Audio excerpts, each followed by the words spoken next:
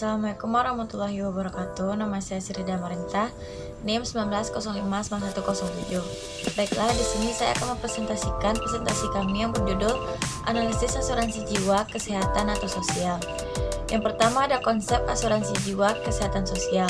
Dalam konsep asuransi jiwa memiliki perbedaan dengan konsep asuransi kesehatan dan asuransi sosial. Perbedaan tersebut dapat dijelaskan sebagaimana.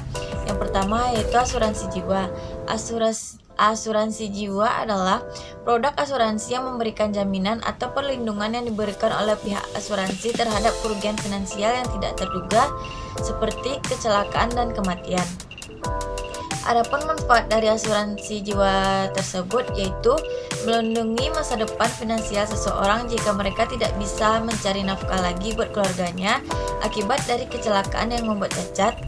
Lalu ada jaminan atas kejadian yang dapat menyebabkan kematian dan untuk tabungan di hari tua nanti. Yang kedua ada asuransi kesehatan. Asuransi kesehatan adalah produk asuransi yang memberikan jaminan keamanan finansial kepada seseorang yang diberikan oleh perusahaan asuransi jika orang tersebut mengalami gangguan kesehatan, baik berupa kecelakaan ataupun sakit. Manfaat dari asuransi kesehatan itu sendiri yaitu adanya manfaat rawat jalan yang diberikan oleh perusahaan asuransi berupa resep obat, biaya dokter, dan biaya lainnya yang berkaitan dengan pengobatan yang dilakukan oleh pasien penerima asuransi. Lalu adanya manfaat rawat inap yang diberikan oleh perusahaan seperti persalinan, ruang operasi, biaya rumah sakit, dan biaya lainnya. Manfaat tambahan yang diberikan oleh perusahaan asuransi kesehatan yaitu diberikan atas kebijakan yang telah ditentukan oleh perusahaan asuransi tersebut. Lalu yang ketiga yaitu asuransi sosial. Asuransi sosial adalah salah satu produk asuransi yang memiliki sistem jaminan berskala nasional yang dibentuk oleh pemerintah untuk memberikan kesejahteraan sosial bagi seluruh rakyat yang bersifat wajib. Manfaat dari asuransi sosial tersebut yaitu memberikan perlindungan dari risiko ketidakpastian dan lebih meningkatkan rasa percaya diri bagi pemegang asuransi.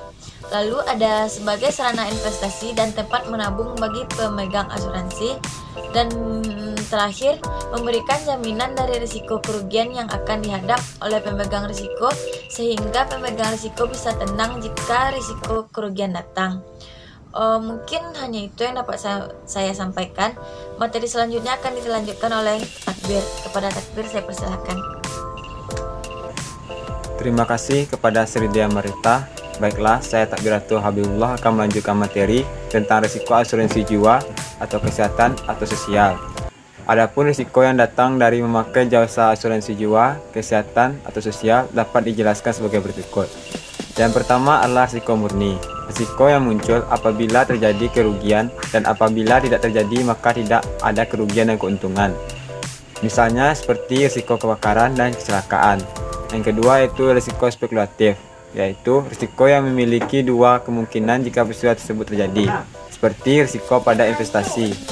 Yang ketiga yaitu risiko khusus, yaitu risiko yang timbul akibat dari lingkungan pribadi baik secara kualitas maupun kuantitas, seperti adanya pencurian yang mengakibatkan kerugian bagi seorang atas kehilangan barangnya.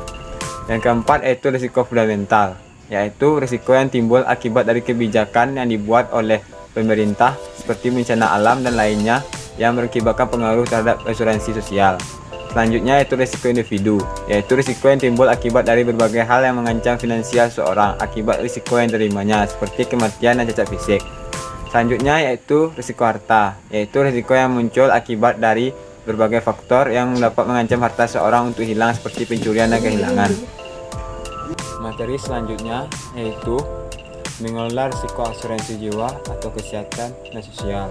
Yang harus dilakukan untuk mengelola risiko pada asuransi jiwa atau kesehatan atau sosial dapat dilakukan dengan cara berikut. Yang pertama yaitu menghindari risiko. Untuk mengelola risiko dengan baik, langkah pertama yang harus kita lakukan adalah menghindari risiko yang ada. Yang kedua yaitu mengendalikan risiko. Tahap selanjutnya yaitu mengendalikan risiko yang ada dengan alat-alat atau peralatan yang dapat membantu mengurangi risiko. Yang ketiga yaitu menunda risiko. Hal selanjutnya yaitu menunda kegiatan yang bisa menunda risiko yang akan muncul dari kegiatan tersebut.